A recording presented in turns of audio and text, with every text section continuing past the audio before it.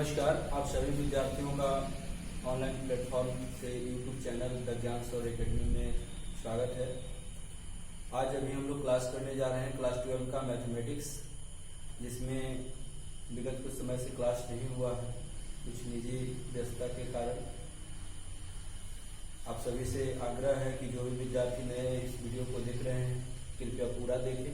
अगर वीडियो अच्छा लगे तो इसे सब्सक्राइब करें, शेयर करें और विद्यार्थियों तक इसके लाभ को पहुंचाएं। तो इससे संबंधित हम कॉन्सेप्ट पढ़ चुके हैं, फिर भी हम एक बार उसका रिकैप करा देते हैं कि हमने पढ़ा क्या है, इस एक्सरसाइज में करना क्या है। इस एक्सरसाइज में 2 वेरिएबल्स ऑफ लीनियर इक्वेशन या 3 वेरिएबल्स ऑफ लीनियर इक्वेशन का पेयर दिया हुआ है या ट्रिपलेट दिया हुआ है, जिसके द्वारा जो इक्वेशन दिया हुआ है इसमें हमको बताना है कि कौन सा सिस्टम ऑफ इक्वेशंस आपका कॉन्सिस्टेंस है और कौन इनकॉन्सिस्टेंस है। यानी कि जो समीकरण का युग्म है या त्रिक है उसमें से कौन संगत है और कौन असंगत है। संगत कहने का तात्पर्य कि वैसा सिस्टम्स ऑफ इक्वेशन जिसका हमें सॉल्यूशन मिले, वह चाहे एक सॉल्यूशन मिले या मेनी सॉल्यूशन मिले तो वह कंसिस्टेंस होता है। और अगर कोई सॉल्यूशन नहीं मिलता है तो वह आपका इनकॉन्सिस्टेंस होता है। तो इसमें जो पहला यानी कि यह जो एक्सरसाइज हम लोग पढ़ रहे हैं डिटरमिनेंट चैप्टर का लास्ट एक्सरसाइज 4.6 है। इस एक्सरसाइज में 1 से 6 यानी कि 1 to 6 में आपको केवल चेक करके बताना है कि कौन सा सिस्टम्स ऑफ इक्वेशन आपका कॉन्सिस्टेंस होगा और कौन इनकॉन्सिस्टेंस होगा। तो सबसे पहले हम करते क्या है कि जो 2 वेरिएबल्स इन लीनियर इक्वेशन दिया है या 3 वेरिएबल्स इन लीनियर इक्वेशन दिया है, तो 2 वेरिएबल या 3 वेरिएबल यानी कि 2 चर या 3 चर का जो गुणांक है उससे एक हम मैट्रिक्स बनाते हैं जिसका नाम देते हैं A, और इसके पश्चात हम उसमें शामिल चर का एक मैट्रिक्स बनाते हैं जिसका नाम देते हैं x, बड़ा X, और जो बराबर रहता है यानी कि कांस्टेंट टर्म्स होता है उसका एक मैट्रिक्स बनाते हैं, उसका नाम देते हैं B। यानी कि इन सब को मिलाते हैं। इसको हम कैसे लिख सकते हैं मैट्रिक्स के अकॉर्डिंग, तो इसको लिखते हैं AX is equal to B, इस रूप में लिखते हैं। अब थोड़ा यहां पर ध्यान देने वाली बात यह है कि हम कॉन्सिस्टेंस और इनकॉन्सिस्टेंस कैसे बताएंगे। तो कॉन्सिस्टेंस और इनकॉन्सिस्टेंस बताने के लिए जो दिए गए चर का यानी कि वेरिएबल का जो गुणांक होता है, कोएफिशिएंट होता है, उससे जो हमें एक मैट्रिक्स A प्राप्त होता है, सबसे पहले उसका डिटरमिनेंट निकालते हैं। सबसे पहले उसका हम डिटरमिनेंट निकालते हैं। अगर डिटरमिनेंट का वैल्यू 0 के बराबर नहीं है यानी कि 0 को छोड़ करके कोई अन्य नंबर है, वह पॉजिटिव हो या निगेटिव हो, तो उसको हम कहते हैं नॉन सिंगुलर। और यानी नॉन सिंगुलर का मतलब हो गया कि यह व्युत्क्रमणीय होगा, उसका व्युत्क्रम मिल जाएगा, तो यह कॉन्सिस्टेंस होगा और यूनिक सॉल्यूशन मिलेगा। यूनिक सॉल्यूशन यानी कि जो भी वेरिएबल है x, y, z उनका केवल एक सॉल्यूशन हमें प्राप्त होगा। तो इसके पश्चात अगर मान लेते हैं कि जो आपने डिटरमिनेंट निकाला और वह 0 के इक्वल आ गया, तो इसको कहेंगे कि यह सिंगुलर है यानी कि अव्युत्क्रमणीय है। अव्युत्क्रमणीय यानी कि इसका कोई व्युत्क्रम नहीं होगा। इस स्थिति में यह कॉन्सिस्टेंस भी हो सकता है, इनकॉन्सिस्टेंस भी हो सकता है। अब इसके अलावा जब यह डिटरमिनेंट 0 के बराबर हो जाएगा तो क्या करेंगे, तब हम क्या करेंगे, तो इसका एडजॉइंट निकालेंगे और एडजॉइंट निकालने के बाद इसका गुणा कर देंगे B से, इसका गुणा कर देंगे B से, और B से गुणा करने पर यदि यह 0 मैट्रिक्स यानी कि 0 मैट्रिक्स के बराबर नहीं आता है तो इसका कोई सॉल्यूशन नहीं होगा, और कोई सॉल्यूशन नहीं होगा तब इस स्थिति में यहां पर यह कहलाएगा कि यह इनकॉन्सिस्टेंस यानी कि कोई सॉल्यूशन इसका नहीं होगा। और यदि यहां पर यदि यह 0 के इक्वल हो जाता है, 0 मतलब 0 मैट्रिक्स हो जाता है, तो यह कॉन्सिस्टेंस भी हो सकता है और इनकॉन्सिस्टेंस भी हो सकता है। यानी कि इसका मेनी सॉल्यूशन भी हो सकता है और कोई सॉल्यूशन नहीं हो सकता है। तो बेसिकली चूंकि हम लोग यहाँ पर यह पढ़ने आए हैं कि इसका हम वन सॉल्यूशन यानी कि यूनिक सॉल्यूशन निकालें, यानी कि यहाँ पर जिस मेथड से हम लोग प्राप्त करेंगे सॉल्यूशन को उसको कहते हैं मैट्रिक्स मेथड। पिछली क्लासों में हमने इसको निकालने का तरीका भी बताया है, कैसे निकालते हैं। तो a inverse is equal to x is equal to a inverse b हम निकालते हैं और इससे हमको एक्स का वैल्यू प्राप्त होता है। तो ऐसे हम यहाँ पर गणना करते हैं। तो आइए हम देखते हैं, इसमें कुछ क्वेश्चन दो वेरिएबल के लिए देखे हुए हैं कि कैसे हम कंसिस्टेंस और इनकंसिस्टेंस निकालेंगे। अब हम लोग देखेंगे तीन वेरिएबल में कैसे कंसिस्टेंस और इनकंसिस्टेंस बताएंगे। प्रोसेस वही है लेकिन यहाँ पर अब तीन वेरिएबल के लिए काम करना है। तो आइए देखते हैं क्वेश्चन इनकंसिस्टेंस और कंसिस्टेंस। तो इसमें जो 4 नंबर क्वेश्चन है इसमें तीन वेरिएबल के लिए, पिछले जो हम 1 नंबर और 3 नंबर क्वेश्चन बताए हैं उसमें 2 वेरिएबल के लिए हम लोग काम किए हैं और 2 नंबर क्वेश्चन छोड़े थे आप लोग को करने के लिए। अब यहाँ पर 3 वेरिएबल के लिए यहाँ पे कंसिस्टेंसी बताना है कि कंसिस्टेंट होगा कि इनकंसिस्टेंट होगा। कंसिस्टेंट तब होगा जब इसका सॉल्यूशन हमें मिलेगा और इनकंसिस्टेंट तब होगा जब हमें सॉल्यूशन नहीं मिलेगा। कंसिस्टेंट कहने का मतलब यह होगा कि उसको संगत कहते हैं, इनकंसिस्टेंट को असंगत कहते हैं। तो आइए हम इसको चेक करते हैं। सब कुछ निर्भर करता है वेरिएबल के गुणांक यानी कि कोफिशिएंट से बने हुए मैट्रिक्स के डिटर्मिनेंट के वैल्यू पर। अब ध्यान दीजिए यहाँ पर कि यहाँ पर हम मानेंगे, लेट अस कंसीडर, क्या कंसीडर किए। तो यहाँ पर जो वेरिएबल है इसका कोफिशिएंट लेते हैं यानी कि a is equal to x का यहाँ पर कांस्टेंट 1, y का कोफिशिएंट 1, z का कोफिशिएंट 1। यहाँ देखिए x का कोफिशिएंट 2, y का कोफिशिएंट 3, z का कोफिशिएंट 2। फिर यहाँ देखिए x का कोफिशिएंट a, y का कोफिशिएंट a और z का कोफिशिएंट 2a। यह हो गया। एक मैट्रिक्स वेरिएबल के लिए हम लोग लेंगे यानी कि x is equal two variable कौन है x, y, z और एक मैट्रिक्स हम लोग लेंगे कांस्टेंट टर्म्स के लिए। कांस्टेंट टर्म्स कौन सा है 1, 2 और 4। अब देखिए अब यहाँ पर हम लोग को पहले यहाँ पर सॉल्यूशन वो नहीं बताना है, केवल कंसिस्टेंसी बताना है यानी कि सॉल्यूशन मिलेगा कि नहीं मिलेगा पहले यह जानना। तो इसके लिए हम लोग क्या करेंगे, डिटर्मिनेंट ए निकालेंगे। तो determinant a is equal to क्या लिखे 1, 1, 1, 2, 3, 2, a 2a। अब देखिए यहां पर हम क्या करते हैं, एक्सपेंड कर देंगे। Expanding with respect to row 1 we है क्या होगा तब determinant a is equal to 1। अब देखिए यह रो छूट जाएगा, यह कॉलम छूट जाएगा, क्या बचेगा 3, 2 a 2a। फिर यह -1, फिर यह छूट जाएगा, यह छूट जाएगा, क्या बचेगा 2, 2 a 2a। फिर 1, फिर यह छूट जाएगा, यह छूट जाएगा 2, 3 a 2, 3 a। ध्यान दें क्या होगा 1 क्रॉस मल्टीप्लीकेशन 3 से 2a में करेंगे तो 6a, a से 2 में करेंगे तो -2a।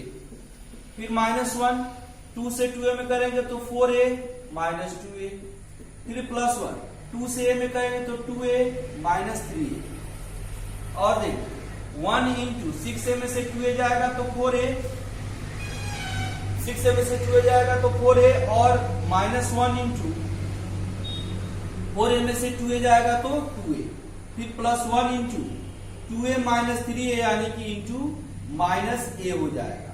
अब देखिए यहां पर 4a -2a और -a, तो ये क्या हो जाएगा 4a -2a -a यानी कि -3a क्या आ जाएगा a। ठीक है, अब यहां पर यह a देखिए कि है क्या। तो a जो है यह a जो दिया गया है यह 0 के इक्वल नहीं होगा। क्यों इक्वल नहीं होगा, अगर इसको 0 के इक्वल होना था तो यह यहाँ पे x नहीं दिया जाता। यानी कि निश्चित है कि a नॉट इक्वल टू 0 होगा। नॉट इक्वल टू 0 इसलिए होगा क्योंकि ना यहाँ पर x के साथ गुणांक में अगर यह 0 होता तो यहाँ पर x गायब रहता, यह पूरा एक्स वाई जेड ही नहीं दिया रहता, इसलिए a का जो वैल्यू है यह 0 के इक्वल नहीं होगा, इसलिए डिटर्मिनेंट a भी नॉट इक्वल टू 0 होगा। और जब determinant a not equal to 0 है तो इसका सॉल्यूशन क्या होगा, यूनिक होगा। और जब सॉल्यूशन यूनिक होगा तो इसका कॉन्सिस्टेंट होगा कि इनकॉन्सिस्टेंट होगा, तो कॉन्सिस्टेंट होगा, है ना। तो यहां पर लिखेंगे कि hence therefore solution of given systems of equations is unique, hence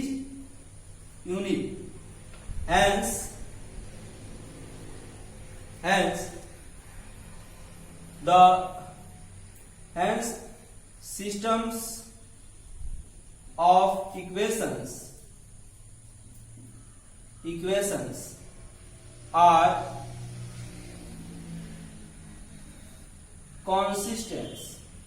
consistent लिख देते हैं, consistent, ठीक है। यानी कि यहां पर चूंकि इसका यूनिक सॉल्यूशन होगा इसलिए यह कॉन्सिस्टेंट होगा। इसके बाद अगला क्वेश्चन देखते हैं। अब देखिए अगला जो क्वेश्चन दिया है इसको कंसिस्टेंसी इसका चेक करना है कि कॉन्सिस्टेंट होगा कि इनकॉन्सिस्टेंट होगा, तो फिर वही काम करेंगे। इसमें भी देखिए 3 वेरिएबल्स हैं, तो हम क्या करेंगे, फिर वही a को पहले हम निकालेंगे, b को x को निकालेंगे। तो लेट अस कंसीडर, ध्यान दीजिए क्या होगा, यहां पर a इक्वल टू लिखेंगे।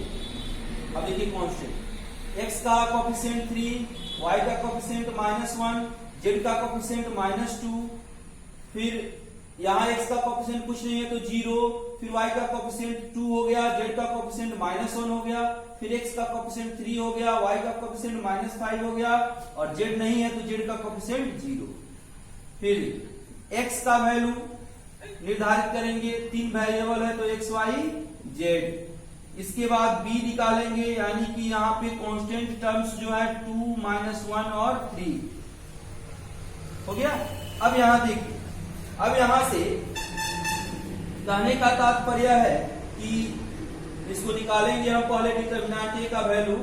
Now determinant a is equal to 3 -1 -2 0 2 -1 3 -5 0, ठीक है।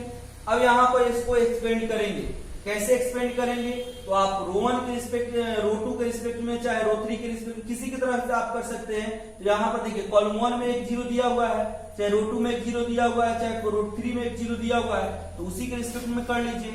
यहाँ पर लिखेंगे expanding with respect to column 1 we have. अब ध्यान दीजिए यहाँ पर कि इसके रिस्पेक्ट में एक्सपेंड करेंगे तो determinant a is equal to, यह प्लस है 3, अब यह रो गायब, यह कॉलम गायब, क्या बचेगा 2 -1 -5 0, फिर यह माइनस होगा तो यहाँ पे 0 के साथ तो कोई भी टर्म आएगा तो 0 हो जाएगा, फिर यहाँ पर यह प्लस माइनस प्लस, फिर +3, इसका कॉलम रो गायब, इसका कॉलम गायब, क्या बचेगा -1 -2 फिर 2 और -1। देखिए 3 हो गया, फिर 2 में 0 से मल्टीप्लाई करेंगे 0, माइनस प्लस 5 एकम 5, फिर +3 हो गया, -1 में -1 से गुना करेंगे 1 हो गया, फिर माइनस प्लस माइनस और 2 दूना 4। अब देखिए 3 इंटू 0 -5 हो गया, +3 और 1 माइनस प्लस 4, यानी कि प्लस माइनस 3 × 5 15, और यह हो गया +3 इंटू 1 4 5, यानी कि -15 + 15, यह हो गया 0। अब ध्यान दीजिए यहाँ पर अब डिटर्मिनेंट ए का वैल्यू 0 आ गया, तो यह क्या होगा, अब यह हो जाएगा सिंगुलर, और सिंगुलर हो जाएगा तब हम क्या करते हैं आपको बताए हैं, तब अब हमको आगे और भी बढ़ाना पड़ेगा। अब क्या करना होगा, अब हमको ए का जो मैट्रिक्स है इसका एडजॉइंट निकालना पड़ेगा, एडजॉइंट निकाल कर फिर बी से मल्टीप्लाई करना पड़ेगा, तब हम कंसिस्टेंसी बता सकते हैं कि कंसिस्टेंट होगा या इनकंसिस्टेंट होगा। तो अब आगे इसको बढ़ाएंगे, चूंकि यहां लिखेंगे determinant a is equal to 0, then matrix a is singular. Now we find adjoint A, यानी कि अब हमारा मैट्रिक्स जो है यह सिंगुलर हो गया, इसलिए सबसे पहले अब हम क्या करेंगे, एडजॉइंट ए को फाइंड करेंगे। तो अब देखिए एडजॉइंट ए कैसे निकालते हैं। अब यहां देखिए एडजॉइंट ए, तो यहां पर ए दिया हुआ है इतना, इसका एडजॉइंट निकालेंगे, बी के साथ मल्टीप्लाई करेंगे, वह 0 की इक्वल आएगा नहीं आएगा, उसके आधार पर हम यहाँ पे कंसिस्टेंट और इनकंसिस्टेंट बताएंगे कि इसका सॉल्यूशन होगा कि नहीं होगा, कंसिस्टेंट होगा कि नहीं होगा।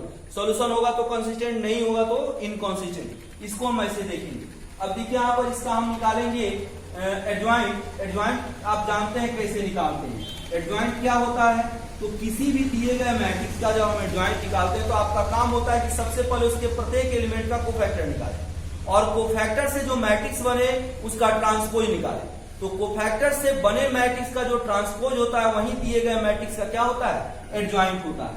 अब ध्यान दीजिए यहाँ पर इसका हम निकालेंगे, यानी कि यह कौन सा एलिमेंट है, A11, यानी कि पहले रो का और पहले कॉलम का, यानी कि क्या हो जाएगा बोलिए, तो A11 इज इक्वल टू क्या होगा, पहले चिन्ह तो -1 का पावर 1 + 1, और फिर क्या होगा M11, तो क्या होगा बताइए, -1 का पावर 2 यानी कि प्लस हो जाएगा M11 का मतलब हो गया कि इस पहले रो को और पहले कॉलम को छोड़ दें, तो क्या बचा 2 -1 -5 0। अब देखिए क्या हो जाएगा, यार 2 में 0 से गुना करेंगे 0, और माइनस प्लस 5 एकम 5, यानी कितना आ गया -5। फिर देखिए A12, यानी कि फर्स्ट रो और सेकेंड कॉलम, यानी क्या हो गया -1, पहले इसका चिन्ह लिखिए, -1 का पावर 1 + 2, फिर M12। अब देखिए इसका चिन्ह हो गया माइनस। अब इसको थोड़ा देखिए, यानी कि पहले रो को और दूसरे कॉलम को छोड़ देना है, तो 0 -1 3 0। अब देखिए इसको कैसे करेंगे, 0 गुना 0 0, फिर प्लस माइनस और यहां का माइनस प्लस, 3 गुना 1 3, तो 0 और 3 हो जाएगा, माइनस दिया हुआ है तो क्या आ जाएगा -3 आ जाएगा। फिर देखिए A13, यानी कि फर्स्ट रो और थर्ड कॉलम, तो क्या होगा -1 का पावर 1 + 3, फिर M13 क्या होगा बताइए, तो -1 का पावर, अब यहां पर 4 हो गया यानी कि इवन है, तो यह प्लस हो जाएगा, और M13 यानी कि पहले रो को और तीसरे कॉलम को छोड़ देंगे, क्या बचेगा 0 2 3 -5, 0 से -5 में गुना करेंगे 0, और 3 गुना 6, यानी कि 0 -6, यानी कितना हो जाएगा -6 हो जाएगा। फिर देखिए यानी कि A21, यानी कि दूसरा रो और पहला कॉलम, तो दूसरा रो और पहला कॉलम यह हो गया, तो पहले इसका चिन्ह लिखेंगे, -1 का पावर 2 + 1, फिर M21 क्या होगा बताइए, तो -1 का पावर 3 यानी कि माइनस हो गया, और M21 यानी कि दूसरा रो और पहला कॉलम, इसको छोड़ देंगे तो बचेगा यह और यह, -1 में 0 से गुना करेंगे 0 और फिर माइनस प्लस माइनस 5 गुना 10, यह हो गया, यानी कि यह होगा माइनस और फिर -10, यानी कि माइनस प्लस 10 हो गया। और देखिए यहां पर क्या आएगा, ये तो हो गया A21, अब A22, यानी इसको क्या लिखेंगे, -1 का पावर 2 + 2 M22, तो -1 का पावर 4 यानी कि प्लस हो जाएगा, और यहां पर दूसरा रो दूसरा कॉलम को छोड़ देंगे, दूसरा रो और दूसरा कॉलम को छोड़ देंगे, 3 - 2 और 3 0, 3 में 0 से गुना करेंगे 0। फिर देखिए यहां माइनस, प्लस माइनस माइनस, और 3 दूना 6, तो प्लस माइनस माइनस और माइनस माइनस प्लस, और 3 दूना 6, क्या हो जाएगा 0 प्लस 6 यानी कि 6। फिर देखिए A23 यानी कि दूसरा रो और तीसरा कॉलम, तो चिन्ह पहले लिखेंगे -1 का पावर 2 + 3 और M23। अब देखिए क्या होगा, -1 का पावर 5 यानी कि विषम है तो माइनस हो जाएगा। और फिर देखिए दूसरा रो और तीसरा कॉलम, दूसरा रो और तीसरा कॉलम यानी कि इसको छोड़ देंगे, इसको छोड़ देंगे, यह बचेगा, यह बचेगा। 3 में -5 से गुना करेंगे -15। फिर देखिए यहां माइनस होगा और फिर प्लस माइनस माइनस और माइनस माइनस प्लस, और फिर 3 एकम 3, क्या आएगा बताइए, तो -15 + 3 क्या होगा -12, और -12 माइनस ये हो जाएगा तो +12। फिर देखिए दूसरा रो तीसरा कॉलम हो गया। अब क्या होगा, तीसरा रो पहला कॉलम, तो -1 का पावर 3 + 1 M31, क्या होगा -1 का पावर 4, तो -1 का पावर 4 यानी कि प्लस हो जाएगा, और फिर 31 यानी कि तीसरा रो और पहला कॉलम छोड़ देंगे, यह बचेगा। तो -1 में -1 से गुना करेंगे तो +1, और फिर प्लस माइनस माइनस, और यहाँ का माइनस प्लस हो गया, फिर 2 दूना 4 हो गया, ठीक है। अब यहां पर 1 4 5 हो गया। और देखिए तीसरा रो दूसरा कॉलम, तीसरा रो दूसरा कॉलम यानी कि तीसरा रो और दूसरा कॉलम, तो यहां पर यह बचेगा, यह और यह बचेगा, तो 3 गुना -1, पहले यहां पर चिन्ह लिखिए, -1 का पावर 3 + 2, फिर M32, तो यह -1 का पावर विषम यानी कि माइनस हो गया। अब यहां पर तीसरा रो और दूसरा कॉलम को, तीसरा रो और दूसरा कॉलम छोड़ देंगे तो यह बचेगा, 3 गुना -1 -3, फिर 0 गुना -2 तो -0, -3, और फिर माइनस से गुना कर देंगे तो +3। फिर देखिए A33 यानी कि तीसरा रो और तीसरा कॉलम, तो -1 का पावर 3 + 3 M33, क्या होगा -1 का पावर 6 यानी कि प्लस हो गया, और M33 यानी कि तीसरा रो और तीसरा कॉलम, तो यह बचेगा, तो क्या हो जाएगा 3 दूना 6 और घटाओ 0 यानी कि 6, ठीक है। तो यहां पर यह आ गया आपको यह।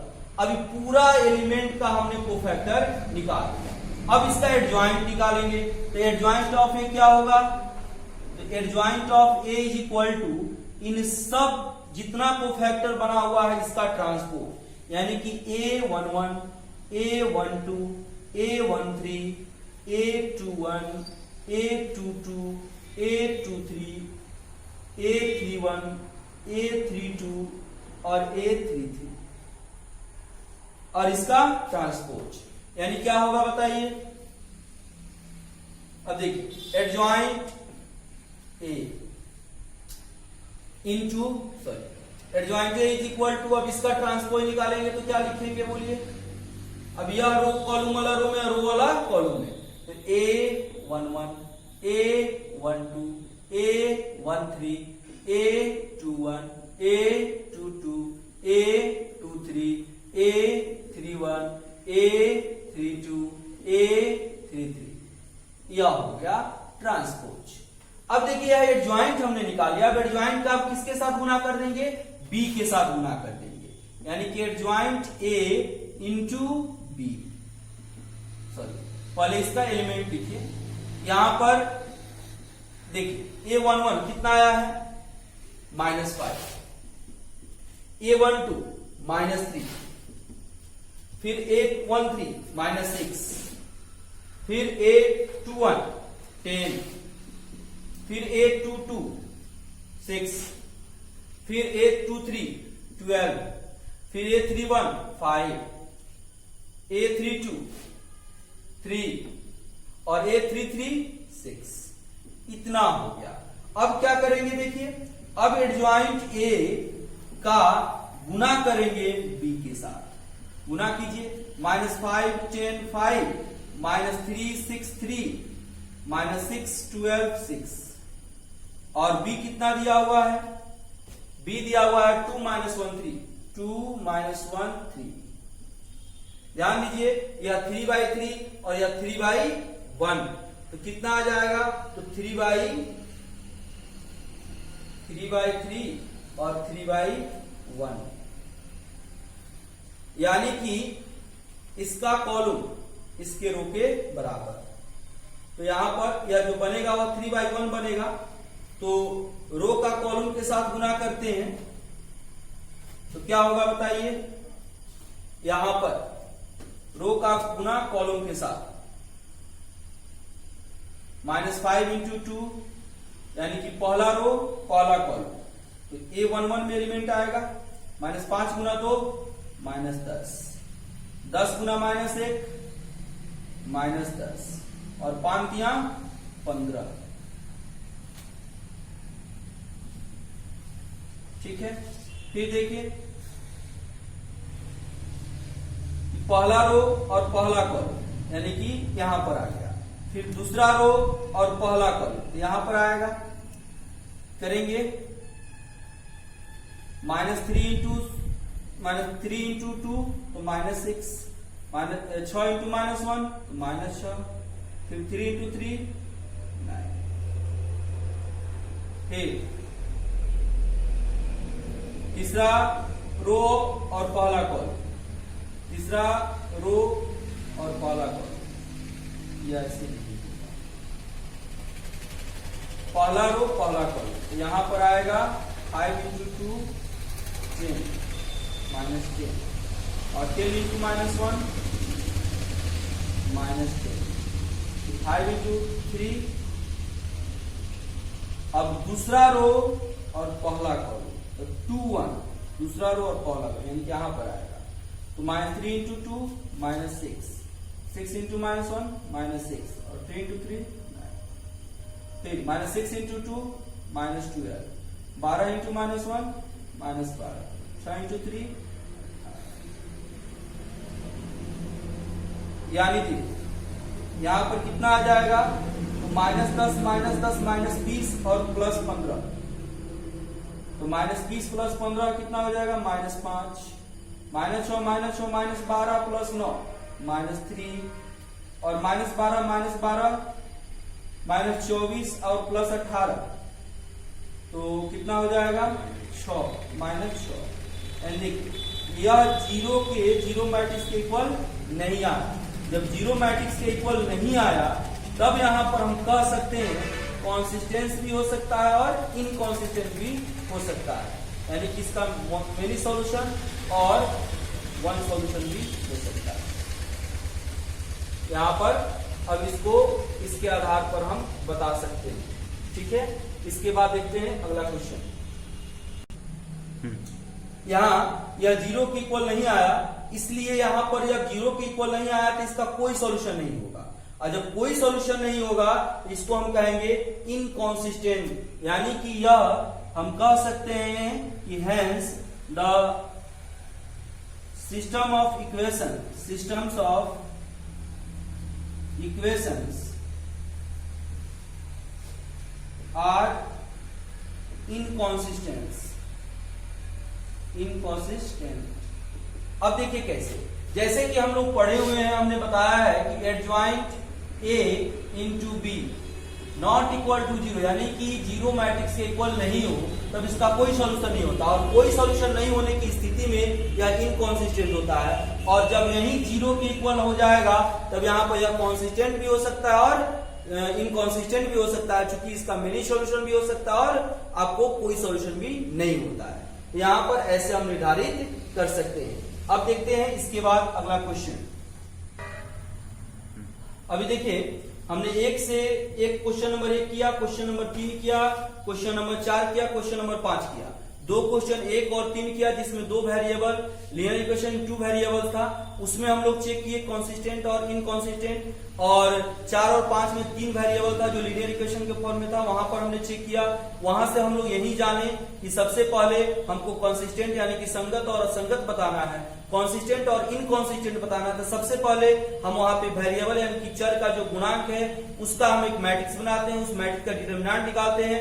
डिटर्मिनेंट अगर 0 के इक्वल नहीं आता है तब उसका यूनिक सोल्यूशन होगा, और यूनिक सोल्यूशन होने की स्थिति में उसका सोल्यूशन जो होगा, उसका जो हल जो होगा वह कंसिस्टेंट होगा। और यदि वह आ गया डिटर्मिनेंट 0 के बराबर तो वह सिंगुलर होता है। उस स्थिति में हम उस मैट्रिक्स का पहले एडजॉइंट निकालते हैं, फिर उसको बी के साथ मल्टीप्लाई करते हैं। अगर वह 0 के इक्वल नहीं आता है यानी कि 0 मैट्रिक्स के इक्वल नहीं आता है तो उस स्थिति में उसका कोई सोल्यूशन नहीं होता, और कोई सोल्यूशन नहीं होने की स्थिति में वह इनकंसिस्टेंट होता है। यदि उसका वैल्यू यानी कि एडजॉइंट ए इंटू बी का वैल्यू जो होता है वो 0 मैट्रिक्स से इक्वल आ जाता है, तो उस स्थिति में उसका मेनी सॉल्यूशन भी हो सकता है, कोई सॉल्यूशन नहीं हो सकता है, तो वह आइदर कंसिस्टेंट और इनकंसिस्टेंट दोनों में से कोई एक हो सकता है। अब इसके बाद हम लोग को 7 नंबर से लेकर 14 नंबर तक क्वेश्चन करना है।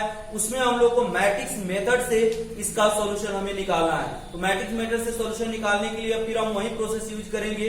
वही प्रोसेस यूज करने का मतलब यह है कि सबसे पहले हम ए निकालेंगे, ए निर्धारित करेंगे, एक्स निर्धारित करेंगे, तो ए और एक्स निर्धारित करने के बाद बी निर्धारित करेंगे, और उसके पश्चात हम लोग काम करेंगे यहाँ पर। तो यहाँ देखिए कि हम इसका काम करते हैं। सबसे पहले हम क्या करते हैं, सबसे पहले जो हम करते आए हैं आपका ए निर्धारित करेंगे। ए क्या होता है, तो वेरिएबल का कोएफिशिएंट यानी कि 5, 2, 7, 3, ठीक है, क्या हो गया। अब इसके बाद हम लोग क्या निकालते हैं, तो एक और मैट्रिक्स यानी कि वेरिएबल का, तो एक्स और वाई। यह ध्यान रहे कि जैसे हम 2 वेरिएबल के लिए काम करें सेम वही प्रोसेस 3 वेरिएबल के लिए भी होगा। तो अभी हम एक जो क्वेश्चन 2 वेरिएबल के लिए बता रहे हैं उसी कॉन्सेप्ट पे आप 3 वेरिएबल के लिए भी काम करेंगे। नहीं होगा तो बताएंगे, नहीं तो 3 वेरिएबल के लिए भी हम काम करके दिखाएंगे अगले क्लास में। अभी यहाँ पर देखिए अगला मैट्रिक्स डी जो कांस्टेंट के लिए है 4 और 5। सबसे पहला हमारा काम क्या होगा, तो हम क्या करते हैं, तो कांस्टेंट यानी कोएफिशिएंट से जो आपका बना हुआ है मैट्रिक्स उसका डिटर्मिनेंट निकालते हैं, यानी कि डिटर्मिनेंट। तो क्या होगा 5, 2, 7, 3। अब यहाँ इसका डिटर्मिनेंट निकालेंगे तो क्या होगा 5 या 15 घटाओ 14 यानी कितना हो गया 1, नॉट इक्वल टू 0। 0 नहीं आया, 0 के बराबर नहीं है, इसलिए क्या होगा, तो ये जो होगा वह नॉन सिंगुलर होगा। नॉन सिंगुलर होगा तो इसका सॉल्यूशन क्या होगा, यूनिक सॉल्यूशन होगा, और यूनिक सॉल्यूशन होगा तब इसका हम क्या कर सकते हैं, तब इसका हम वैल्यू निकाल सकते हैं मैट्रिक्स मेथड से इस एक्स और वाई का। अब यहां देखिए हम लिख सकते हैं A is non-singular,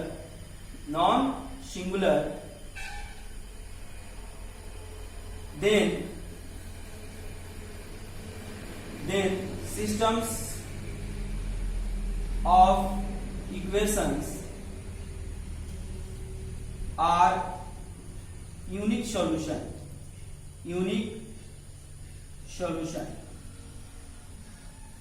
अब उसके लिए क्या करना होगा, आप जानते हैं कि ऐसे या form ax is equal to b के फॉर्म में होता है। हमको x का वैल्यू निकालना है तो x is equal to a inverse b होता है। तो सबसे पहले हमको क्या निकालना पड़ेगा, a इनवर्स निकालना पड़ेगा। और a इनवर्स के लिए हम जानते हैं क्या होता है, तो a inverse is equal to adjoint of a और बाय डिटर्मिनेंट ऑफ a, यानी कि इसी 2 कॉन्सेप्ट का हम लोग को प्रयोग करना है। अब इसको निकालने के लिए पहले हमको एडजॉइंट निकालना पड़ेगा। नाउ वी फाइंड, या लिखेंगे now we find adjoint a. अब देखिए अब पहले हम एडजॉइंट ए को फाइंड करेंगे, तो एडजॉइंट ए को कैसे फाइंड करेंगे ध्यान दीजिए। अब इसका हम निकालेंगे जैसे हमने एक तरीका बताया था कि एलिमेंट को बदल दें और चिन्ह को बदल देते हैं। एलिमेंट इसका बदलते हैं और चिन्ह इसका बदलते हैं, तो आप सीधे लिख सकते हैं adjoint a is equal to क्या, तो यहां 5 की जगह पर चला आएगा और 3 की जगह पर 5 चला आएगा, और इसका चिन्ह बदल देंगे -7 और या -2। आप चाहें तो चेक भी करके देख सकते हैं, जैसे इसका अगर हमको निकालना है तो या 1 1 है तो -1 का पावर 1 + 1 प्लस आ जाएगा, और इसको छोड़ देंगे इसको छोड़ देंगे तो आ जाएगा, यानी कि 3 आ जाएगा। देखिए 5 के ऊपर 3 आ गया। वैसे ही और सबका निकालेंगे। पीछे के क्लास में एडजॉइंट को निकालना 2/2 को शॉर्ट ट्रिक पे हम लोग सीखे हुए थे, तो वैसे आप निकाल सकते हैं। अब देखिए हमको ए इनवर्स निकालना है, तो a inverse is equal to क्या होगा बताइए, 1 determinant a into adjoint a. तो क्या होगा बताइए, तो 1 डिटर्मिनेंट ए का वैल्यू कितना आया, 1 आया है, और एडजॉइंट ए का वैल्यू कितना आया, 3 -2 -7 5। यानी कि फाइनल इसका रिजल्ट अब 1/1 यानी कि 1 हुआ, 1 से इसमें करेंगे तो यही आ जाएगा, 3 -2 -7 5। यह हो गया आपका ए इनवर्स। अब हमको क्या करना है, एक्स निकालना है, ए इनवर्स से बी में गुना करेंगे। तो क्या होगा बताइए, x is equal to from x is equal to a inverse b. तो x क्या होता है बताइए, x और y। ए इनवर्स कितना है, 3 -2 -7 और 5 इंटू, और b कितना है देखिए 4 5 मल्टीप्लाई कर लीजिए। मल्टीप्लाई करेंगे तो क्या आएगा, रो से कॉलम में मल्टीप्लाई करते हैं, 3 चौका 12, और -2 से 5 में करेंगे तो -10। फिर यह क्या होगा, -7 चौका 28 -28 और 25 कितना आ गया बोलिए, 12 में से 10 जाएगा 2, और -28 और +25 कितना हो गया, -3। अब देखिए यहां देखिए कि यह 2/1 का मैट्रिक्स है और यहां भी 2/1 का मैट्रिक्स है।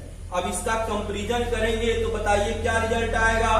तो यहां पर रिजल्ट आ जाएगा x इज इक्वल टू 2 और y इज इक्वल टू -3, यानी कि यह आपका रिजल्ट हो गया। तो इस तरह से हम किसी भी तरह के मैट्रिक्स जो काम किए हैं ये ऐसे निकाले हुए हैं, इसी को हम मैट्रिक्स मेथड कहते हैं, और यूनिक सॉल्यूशन को ही निकाला जा सकता है। और यूनिक सॉल्यूशन कब होता है, जब दिए गए वेरिएबल से प्राप्त कोएफिशिएंट से बना हुआ मैट्रिक्स का डिटर्मिनेंट का मान 0 के बराबर नहीं होता है, तो वह सॉल्यूशन यूनिक सॉल्यूशन होता है। और उस स्थिति में मैट्रिक्स मेथड का प्रयोग करके हम x और y का मान निकालते हैं। जैसे 2/2 के लिए हम लोग काम किए हैं, वैसे ही 3/3 के लिए भी हम लोग काम करेंगे, यानी कि 3 वेरिएबल के लिए भी हम लोग काम करेंगे। तो इस तरह से आप सॉल्यूशन निकाल सकते हैं। तो अगले क्लास में आप 3/3 का भी बनाएंगे, नहीं बनेगा तो टोटल हम सॉल्यूशन करेंगे, लेकिन इस यही कॉन्सेप्ट यही प्रोसेस रहेगा।